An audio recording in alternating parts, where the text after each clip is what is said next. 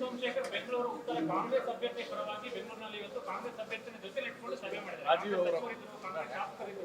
ವಿನಾಶಕಾಲೇ ವಿಪರೀತ ಬುದ್ಧಿ, ಇದ್ರ ಬಗ್ಗೆ ಬರೋದ್ರಿಂದ ನೀವು ನೋಡ್ತೀರಿ. ಅವರ ರಾಜಕೀಯ ಜೀವನದಲ್ಲಿ ಅತಿ ದೊಡ್ಡ ತಪ್ಪನ್ನ ಮಾಡಿದ್ದಾರೆ, ಅದನ್ನು ಅವ್ರು ಅನುಭವಿಸ್ತಾರೆ. ಇಷ್ಟು ಮಾತ್ರ ಹೇಳ್ತಾರೆ. ಹೇಳಿ ನೆಕ್ಸ್ಟ್. ಗಂಡಸರಿದ್ರೆ ಸ್ಪರ್ಧೆ ಮಾಡಿ ನನ್ನ ವಿರುದ್ಧ ನೀವು ರಾಜೀನಾಮೆ ಕೊಟ್ಟು ಬನ್ನಿ ಅಂತ ಬಿಜೆಪಿನವ್ರು ನನಗೆ ಪತ್ತಾಹ್ವಾನ ಕೊಟ್ಟವ್ರೆ, ಅದಕ್ಕೆ ನಾನು ಈ ತರ ಮಾಡ್ತಿದ್ದೀನಿ ಅಂತ ಹೇಳಿ. ಅವ್ರು ಏನಾರ ಹೇಳ್ಕೊಳ್ಳಿ, ನರೇಂದ್ರ ಮೋದಿಜಿಯವರು ದೇಶದ ಪ್ರಧಾನಮಂತ್ರಿ ಇದ್ದಂಥ ಸಂದರ್ಭದಲ್ಲಿ, ಅಮಿತ್ ಶಾಜಿಯವರು ಗೃಹ ಮಂತ್ರಿಗಳಿದ್ದಂಥ ಸಂದರ್ಭದಲ್ಲಿ ಅವರ ಜೀವನದ ಅತಿ ದೊಡ್ಡ ತಪ್ಪನ್ನ ಮಾಡಿದ್ದಾರೆ, ಮಾಡ್ತಾ ಇದ್ದಾರೆ. ಇದು ಬರೋದ್ರಿಂದ ನೀವು ಕಾದು ನೋಡಿ.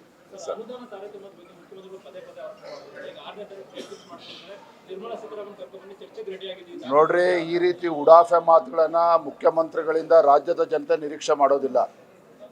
ನೀವು ರಾಜ್ಯದ ಮುಖ್ಯಮಂತ್ರಿ ಇದ್ದೀರಿ, ನಿಮ್ಮ ಕೊಡುಗೆನು ರಾಜ್ಯಕ್ಕೆ. ರಾಜ್ಯದ ಮುಖ್ಯಮಂತ್ರಿಗಳಾಗಿ ಕಾಂಗ್ರೆಸ್ ಸರ್ಕಾರ ಬಂದು 9 ತಿಂಗಳಾಗಿದೆ. ರಾಜ್ಯಕ್ಕೆ ನೀವೇನು ಕೊಡುಗೆನ ಕೊಟ್ಟಿದ್ದೀರಿ ಅದನ್ನ ರಾಜ್ಯದ ಜನತೆ ಮುಂದೆ ಇಡಿ. ಬರಗಾಲದ ಸಂದರ್ಭದಲ್ಲಿ ಒಬ್ರು ಮುಖ್ಯಮಂತ್ರಿಯಾಗಿ ಪರಿಹಾರವನ್ನು ಕೊಡೋದಕ್ಕೆ ಸಾಧ್ಯ ಆಗಿದೆಯಾ? ರಾಜ್ಯದ ರೈತರಿಗೆ,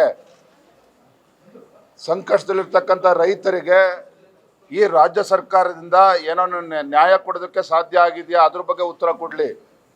ಈ ರೀತಿ ಉಡಾಫೆ ಆಗಿ ದೆಹಲಿಗೆ ಹೋಗಿ ಪ್ರತಿಭಟನೆ ಮಾಡ್ತಕ್ಕಂಥದ್ದು, ಹಣಕಾಸು ಸಚಿವೆಗೆ ಇಲ್ಲಿ ಆಹ್ವಾನ ಮಾಡ್ತಕ್ಕಂಥದ್ದು, ಪಾಂತನ ಕೊಡ್ತಕ್ಕಂಥದ್ದು ರಾಜ್ಯದ ಮುಖ್ಯಮಂತ್ರಿಯಾಗಿ ನಿಮಗೆ ಶೋಭೆ ತರ್ತಕ್ಕಂಥದ್ದಲ್ಲ. ನಮ್ಮ ಹಣಕಾಸಿನ ಸಚಿವರು ಇರ್ಬೋದು, ಪ್ರಧಾನಮಂತ್ರಿಗಳು ಇರ್ಬೋದು, ಇಡೀ ದೇಶ ಇಡೀ ಜಗತ್ತನ್ನು ಒಪ್ಕೊಂಡಿದೆ.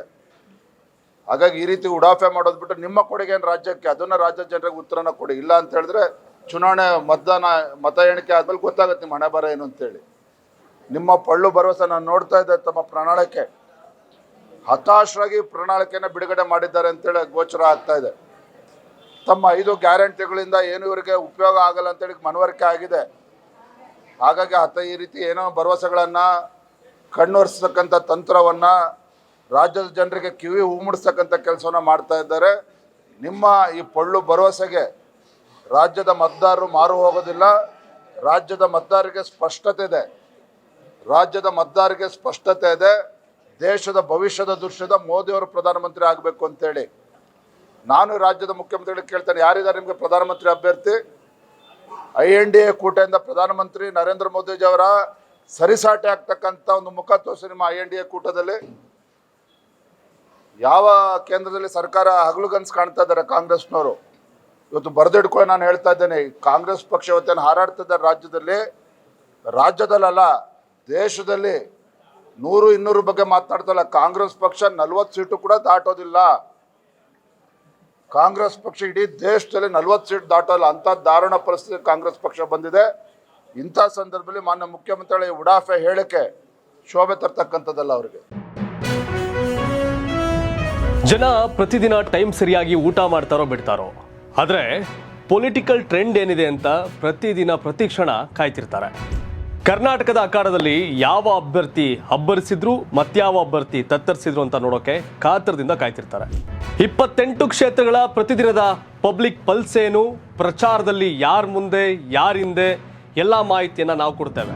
ಕರ್ನಾಟಕ ಕುರುಕ್ಷೇತ್ರ 28 ಕ್ಷೇತ್ರಗಳ ಡೈಲಿ ನ್ಯೂಸ್ ಪ್ರತಿದಿನ ರಾತ್ರಿ 8 ಗಂಟೆಗೆ ಯೂಟ್ಯೂಬ್ನಲ್ಲಿ ಕರ್ನಾಟಕ ಟಿವಿ ಅಂತ ಸರ್ಚ್ ಮಾಡಿ, ನಂತರ ನಮ್ಮ ಕರ್ನಾಟಕ ಟಿವಿ ಸಬ್ಸ್ಕ್ರೈಬ್ ಮಾಡಿ. ಸಬ್ಸ್ಕ್ರೈಬ್ ಆದಮೇಲೆ ನಿಮಗೆ ಹೋಮ್ ಪೇಜ್ ಬಂದರೆ ಕಮ್ಯುನಿಟಿ ಅನ್ನೋ ಆಪ್ಷನ್ ಸಿಗುತ್ತೆ.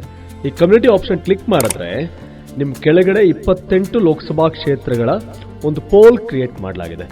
ನೀವು ಹೋಗಿ 28 ಕ್ಷೇತ್ರಗಳಲ್ಲಿ ಯಾರು ಗೆಲ್ತಾರೆ, ಯಾರು ಗೆಲ್ಲಬೇಕು, ನಿಮ್ಮ ಸಪೋರ್ಟ್ ಯಾರಿಗೆ ಅಂತ ಅಲ್ಲಿ ನೀವು ಕ್ಲಿಕ್ ಮಾಡ್ಬೋದು, ಅಂದರೆ ವೋಟ್ ಮಾಡ್ಬೋದು. ಇಲ್ಲೇನು ವೋಟಿಂಗ್ ಆಗುತ್ತೆ ನಾವು ಪ್ರತಿದಿನ ನಾವು ನ್ಯೂಸಲ್ಲಿ ನಿಮಗೆ ಅಪ್ಡೇಟ್ ಮಾಡ್ತಿರ್ತೀವಿ. ಇದು ಮತದಾನದ ದಿನದವರೆಗೂ ಕೂಡ ಈ ಪೋಲಿಂಗ್ ಓಪನ್ ಇರುತ್ತೆ.